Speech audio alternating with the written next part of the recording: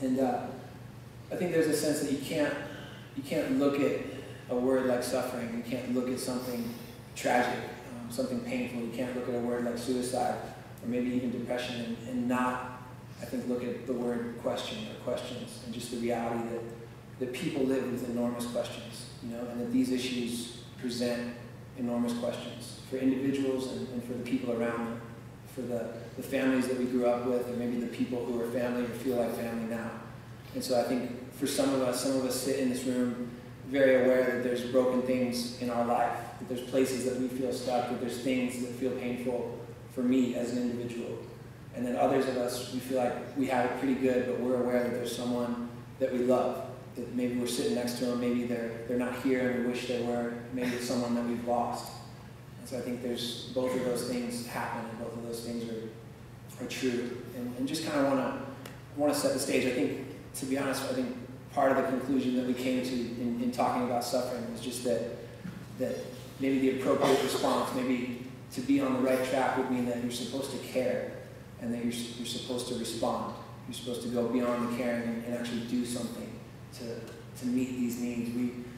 The word love is in our title, to write love on our arms, and some people write love on their arms, and it's funny because I think I don't get as excited as people would maybe guess or think or hope, because to me it's a lot bigger than that, it's a lot deeper than that. Literally to write that word on your arm, it only matters if it means something. You know, to wear one of these t-shirts, it matters if it means something, if there's some action, if there's some lifestyle, if there's some choice of responding or living a certain way that happens. And so I think we're learning, what does it actually mean, this word love? You hear it 1,000 times a day. You know, I love this girl, I love this guy, I love Taco Bell, I love my dog, I love all these things. There's way better things than Taco Bell. Sometimes you're up late. But there's this sense of we're kind of wrestling through this idea of what does it actually mean? You know, what does it mean to love someone?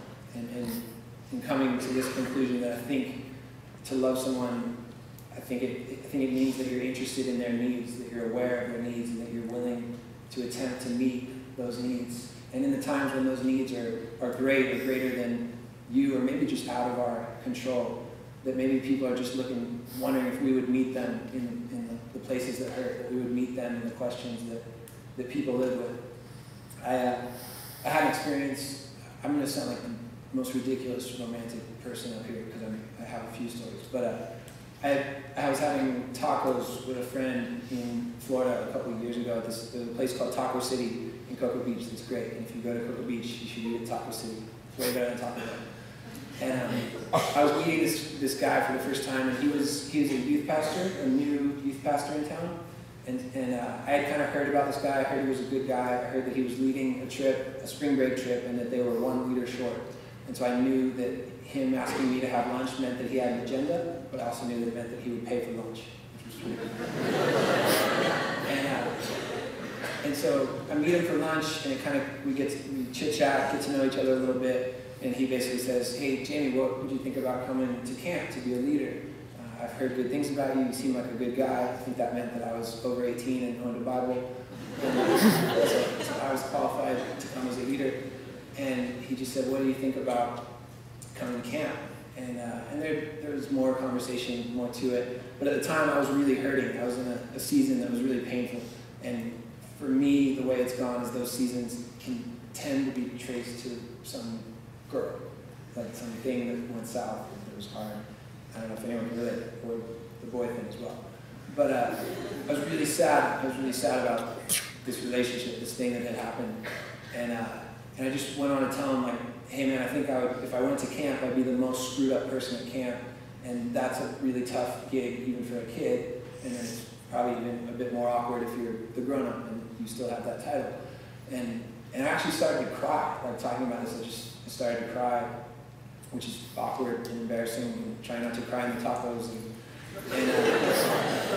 And I don't really know this guy. Like I've known him 20 minutes at this point, and he just, I'll never forget what he said to me, but he just stopped and looked at me and he said, "Hey, I want you to know that I'm not afraid of your pain.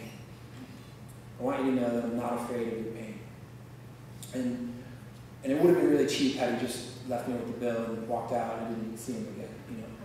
But there was a sense, and today he's a really good friend, and so I know that this is true, but there was a sense that what he was saying was, hey, you don't have to be ashamed, and you don't have to be embarrassed, and whatever it is you're going through, if you would let me, maybe I would love to hear about it, or I'd even love to step into it with you.